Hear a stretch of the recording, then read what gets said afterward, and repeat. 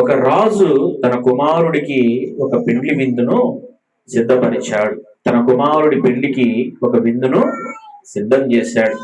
ఇప్పుడు రాజుగారు తన దగ్గర ఉన్న దాసులను పంపించాడు.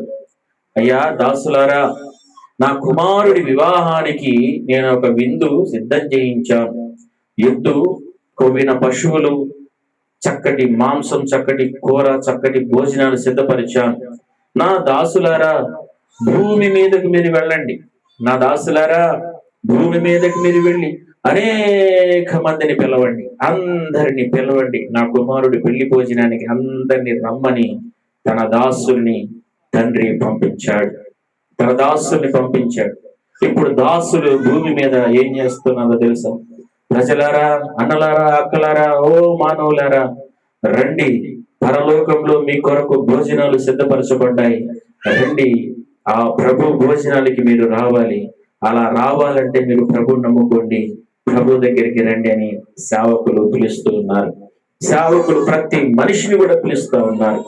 అప్పుడు ఏం జరిగింది అని అంటే, దేవుడు పంపినటువంటి తన దాసులు అందరినీ పిలుచుచూ ఉండగా కొంతమంది దగ్గరికి వెళ్ళి ఆ సేవకులు పిలిచారు. రాజు సేవకులు పిలిచారు, అయ్యా భోజనాలు సిద్ధపరచబడి ఉన్నాయి, ఆల్రెడీ భోజనం మీ కొరకు వండబడి ఉన్నది, దయచేసి ఆ రాజు మిమ్మల్ని పిలవమని చెప్తున్నాడు, రెండయ్యా రెండయ్యా అని సేవకులు పిలుస్తూ ఉంటే కొంతమంది ఏమంటున్నారో తెలుసా?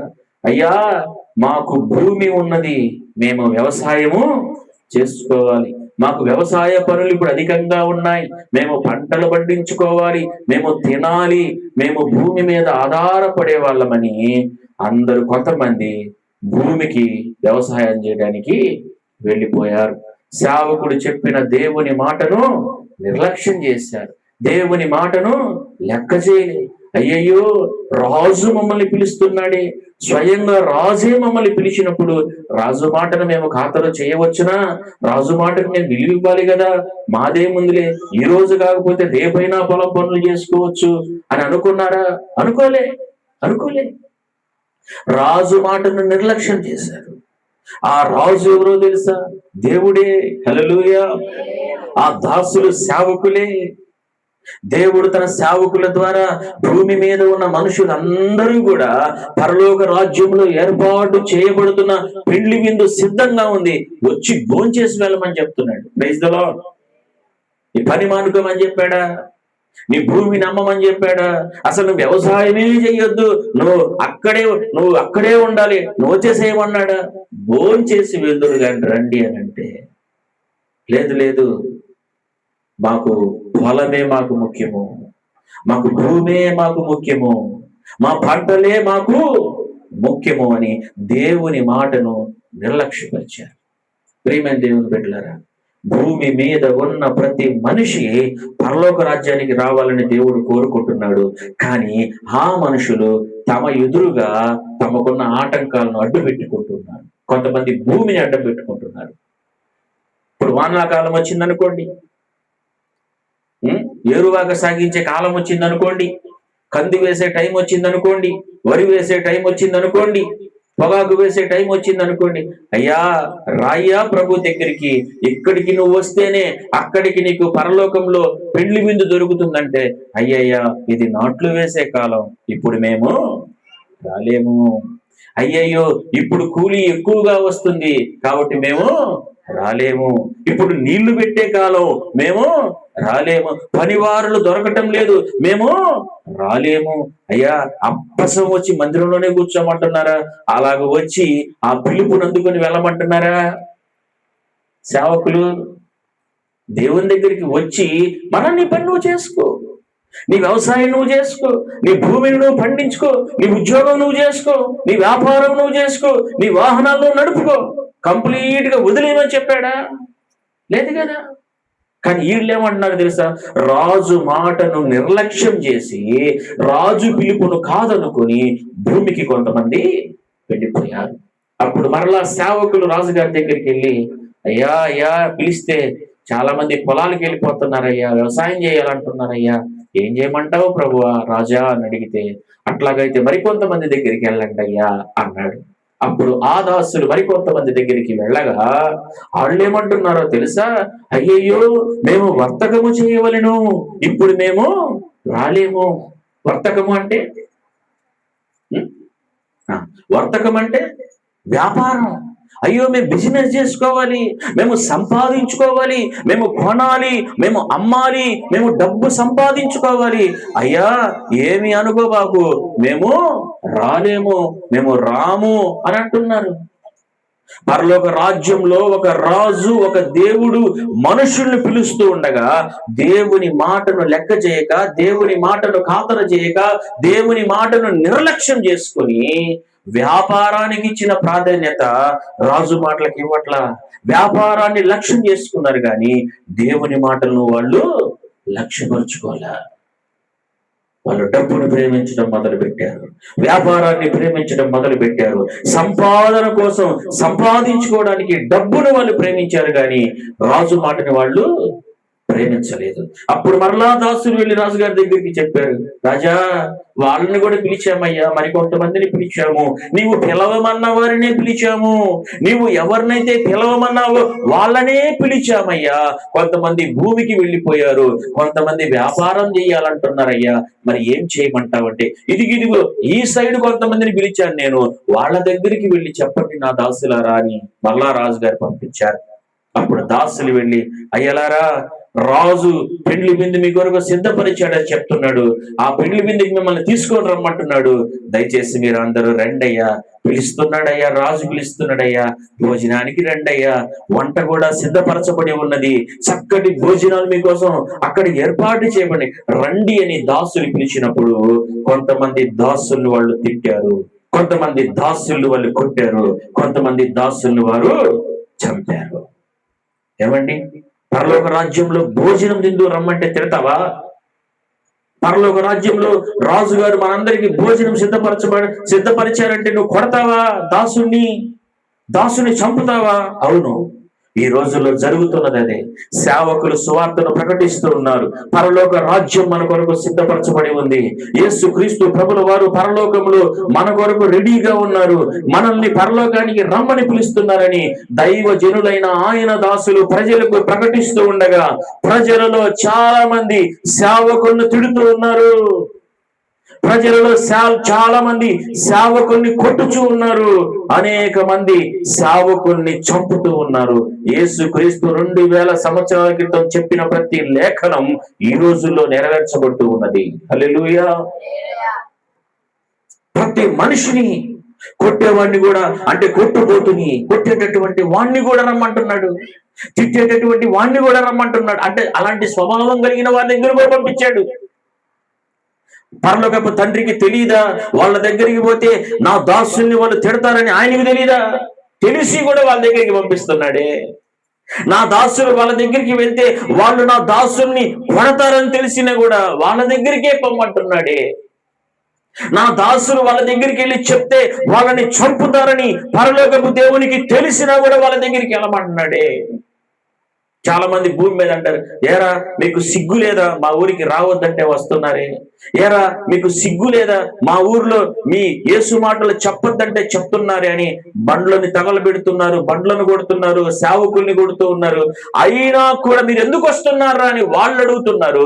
కానీ పరలోకపు తండ్రి మీరు కొట్టేవారైనా సరే, మీరు రాళ్ళు తీసుకొని కొట్టినా సరే, మీరు పగలగొట్టినా సరే, మీరు చంపినా సరే, నా సేవకులని ప్రజల మధ్యకు నేను పంపుతాను, ఎందుకంటే మీలాంటి వారు కూడా దేవుని రాజ్యంలో జరగబోతున్న పెండ్లి విందుకు రావాలి అని దేవుడు ఇష్టపడుతున్నాడు. హల్లెలూయా. మంచి వారినే పిలవట్లే, చెడ్డ వారిని కూడా పిలుస్తున్నాడు, తిట్టుబోతుల్ని పిలుస్తున్నాడు, కొట్టే వారిని పిలుస్తున్నాడు, హత్యలు చేసేటటువంటి వారిని కూడా ప్రభు ప్రేమగా పిలుస్తూ ఉన్నాడు. అయితే ప్రభు దిగొచ్చి పిలుస్తున్నాడా? లేదు, ఆయన తన దాసులను పంపించాడు భూమి మీదకి. Praise the lord.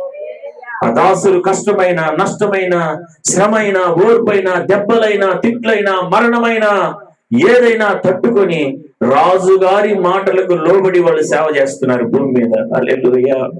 అయితే ఇదంతా ఎందుకని రాజు పంపుతున్నాడంటే పరలోకంలో ఒక పెండ్లి విందు సిద్ధపరచబడి ఉన్నది. అది ఎవరికి దక్కుతుందో తెలుసా? రాజు పిలుపునకు లోబడిన వారికి దొరుకుతుంది. హల్లెలూయా. రాజు మాటను లక్ష్యపరిచిన వారికి దొరుకుతుంది. రాజు మాటలకు విధేయత చూపిన వారికి దొరుకుతుంది. రాజు పిలిచినప్పుడు ఎవరైతే వస్తారో వారికి ఆ విందు దొరుకుతుంది. Praise the Lord. Hallelujah, hallelujah. అప్పుడు రాలేదు వాళ్ళు, పిలవబడిన వారు రాలేదు. దేవుడు ఎవరినైతే ఎంచుకున్నారో వాళ్ళు రాలేదు. దేవుడు ఎవరినైతే పిలవమన్నాడో వాళ్ళు రాలేదు. కొంతమంది ఏమో వ్యవసాయం చేయడానికి వెళ్ళిపోయారు, కొంతమంది వ్యాపారం చేయడానికి వెళ్ళిపోయారు, మరి కొంతమంది పిలిచిన దాసుల్ని కొట్టడం, తిట్టడం, చంపడం ప్రారంభించారు. ప్రవక్తల్ని కొడుతూ వచ్చారు, ప్రవక్తల్ని చంపుతూ వచ్చారు, దైవజనుల్ని చంపుతూ వచ్చారు. ఆది సంఘ కాలంలో అపోస్తులైన సేవకులందరినీ, వారి శిష్యులందరినీ చంపుకుంటూ నరుక్కుంటూ వచ్చారు. అయినా కూడా ఈ రోజు సేవకులు మరలా పిలుస్తూ ఉన్నారు, ఓ మనుష్యుడా, ఓ అన్నలారా, అక్కలారా, పరలోక రాజ్యం మీ కొరకు ఎదురు చూస్తూ ఉంది. పరలోక రాజ్యానికి మిమ్మల్ని వారసులుగా చేయడానికి యేసు మమ్మల్ని పంపిస్తూ ఉన్నాడు, రండి అంటే యేసు మాటల మీద చెప్పొద్దు అంటున్నారు. హల్లెలూయా. యేసుని అసహించుకుంటున్నారు మనుషులు, యేసు ప్రభుని అసహించుకుంటున్నారు, కానీ యేసు ప్రభు మనుషుల్ని ప్రేమిస్తున్నాడు. హల్లెలూయా. మనుషులు యేసు ప్రభు దగ్గరికి రావటానికి అసహ్యపడుతున్నారు, కానీ అదే మనుషుల మధ్యలోనికి యేసు ప్రభు వారే స్వయంగా దిగి వచ్చాడు. Praise the Lord. మరలా సేవకులు వెళ్ళారు, ప్రభువా కొంతమంది ఏమో వ్యవసాయానికి వెళ్ళిపోయారయ్యా, కొంతమంది ఏమో వ్యాపారానికి వెళ్ళిపోయారు, మరి కొంతమంది మమ్మల్ని కొడుతున్నారయ్యా, తిడుతున్నారు, చంపుతున్నారయ్యా అంటే, అవునా? తెలీదా దేవునికి? తెలుసు. కానీ రేపొద్దున అగ్నిగుండపు తీర్పులో, రేపొద్దున అంత్యదిన కాల సింహాసన ధవళ సింహాసనపు తీర్పులో వాళ్ళు వచ్చి అడుగుతారు, అయ్యా యేసు ఏంటి నువ్వేనా తీర్పు తీర్చేది? యేసు ఒక వ్యక్తిని పరలోకానికి పంపించాలన్నా నువ్వేనా? యేసు ఒక వ్యక్తిని నరకంలోకి తొయ్యాలన్నా నువ్వేనా? ఆ విషయం మాకు తెలియదే, నాకు తెలుసుంటే నేను నమ్ముకునేవాడిని కదా, మాకు తెలుసుంటే మేము మారిపోదు కదా అని అంటారని ముందుగానే సేవకులు పంపించాడు యేసు ప్రభు. Praise the Lord. రేపు పొద్దున వాళ్ళు అంటారు, యేసు నీ గురించి మాకు తెలియదంటే, అరే మా సేవకుల్ని, నా దాసుల్ని తిట్టినప్పుడు తెలియలేదురా, మా దాసులు మీరు కొట్టారు కదా అప్పుడు తెలియలేదా మీకు? అయ్యా ఒరేగిరే అని కూడా అండు యేసు ప్రభు. పాతాళంలో ఉన్న వారిని కూడా కుమారుడా అని పిలవగలిగిందే పరలోకం. హల్లెలూయా. ఓ నా కుమారుడా, నా దాసులు వచ్చి మీరు మీ గురించి నా గురించి చెప్పినప్పుడు నా దాసులు మీరు తిట్టారు కదా, నా దాసులు మీరు కొట్టారు కదా, నా దాసులు మీరు చంపారు కదయ్యా. నరకమునకు పంపించే అధికారం నాకే ఉంది, పరలోకానికి పంపించే అధికారం నాకే ఉంది. పరలోకంలో పెండ్లి విందుకు రమ్మని సేవకులు మీకు చెప్పినప్పుడు మీరు నా దాసులు తిట్టారు కదా, ఇదిగో మీకు చెప్పాను, మీరు మారలేదు కనుక మీరు అగ్నిగుండానికి వెళ్ళిపోండి. హల్లెలూయా. ఇప్పుడు ఆ దాసులు ఏమంటున్నారో తెలుసా? ప్రభువా ఎవరిని పిలిచినా రావట్లేదయ్యా, నీవు పిలవమన్న వారిని మేము పిలిచాము అయినా వాళ్ళు రాలేదు, నువ్వు పిలవమన్న వారిని పిలిచావు రాలేదు, నువ్వు పిలవమన్న వారిని పిలిచావు వారు కొట్టి పంపిస్తూ ఉన్నారు. అట్లాగైతే నువ్వు పని చేయి దాసుడా అన్నాడు. అయ్యా దాసులు అందరు చేతులు కట్టుకొని నిలబడ్డారు రాజుగారి దగ్గర. అయ్యా ఇప్పుడు ఎక్కడికి వెళ్ళమంటావు అంటే, రాజ మార్గాల్లోనికి వెళ్ళు, వీధుల మలుపుల్లోనికి వెళ్ళు, కంచెల దగ్గరికి వెళ్ళు, ఎక్కడో ఊరి బయటికి మీరు వెళ్ళండి అన్నాడు. అయ్యా రాజమార్గంలో రోడ్డు మీదకి పోతే ఎవరు ఉంటారయ్యా? వీధుల మలుపుల్లో పోతే ఎవరు ఉంటారయ్యా? ఊరి వెలుపలికి పోతే ఎవరు ఉంటారయ్యా అంటే, ప్రభు చెప్తున్నాడు, రాజు చెప్తున్నాడు, పిలవబడిన వారు నన్ను నిరాకరించారు, పిలవబడిన వారు నా మాటను లెక్క చేయలేదు, పిలవబడిన వారు నన్ను నిర్లక్ష్యం చేశారు కనుక అది కదు వీధులలో అడుక్కునే వాళ్ళు ఉన్నారు, వీధులలో భేద వాళ్ళు ఉన్నారు, దరిద్రులు ఉన్నారు, కుంటి వాళ్ళు, గుడ్డి వాళ్ళు ఉన్నారు, వాళ్ళని తీసుకొని రాపు అన్నాడు. హల్లెలూయా. ఆ భేదవాళ్ళు ఎవరో తెలుసా? ఆత్మ సంబంధమైన భేదవారం మనమే, ఆత్మ సంబంధమైన గుడ్డివారము మనమే, ఆత్మ సంబంధమైన కుంటివారము మనమే. మనకు అసలు ఏమీ తెలియదు. రాజుగారి అంతఃపురంలో ఏం జరుగుతుందో బయట నడుకునే వాళ్ళకి తెలుసా? ఇప్పుడు సచివాలయం ఉంది, రాష్ట్ర ప్రభుత్వ సచివాలయంలో అక్కడ ఏమేం కార్యాలు జరుగుతున్నాయో, ఏమేమి ఫైళ్లు ఉన్నాయో, ఏమేం మంతనాలు జరుగుతున్నాయో మనకు తెలుసునా? ఆ సచివాలయంలో ఉన్న రాజు ఉద్యోగులకే తెలుసు. ఇప్పుడు ఏమీ తెలవనటువంటి అమాయకులము, లోక సంబంధము, చీకట్లో ఉన్న మనల్ని ప్రభు పిలుస్తూ ఉన్నాడు. Praise the Lord. వాళ్ళు పోగొట్టుకున్నారు, ప్రభు మనల్ని పిలుస్తూ ఉన్నాడు. ఇప్పటికైనా పిలుపుని మీరు గుర్తుపట్టండి. హల్లెలూయా. మనల్ని పిలుస్తూ ఉన్నాడు. పనికిరాని మనల్ని, భేదవారమైన మనల్ని, అంగవిహీనులంటే కుంటివారు, కుంటోళ్ళు గుడ్డోళ్ళని కాదు. ఆత్మ సంబంధంగా మన కన్నులు తెరవబడలేదు. ఆత్మ సంబంధంగా మనము ఆత్మీయ జీవితంలో నడవలేనటువంటి కుంటివారు. మనకేమీ తెలియదు ప్రభు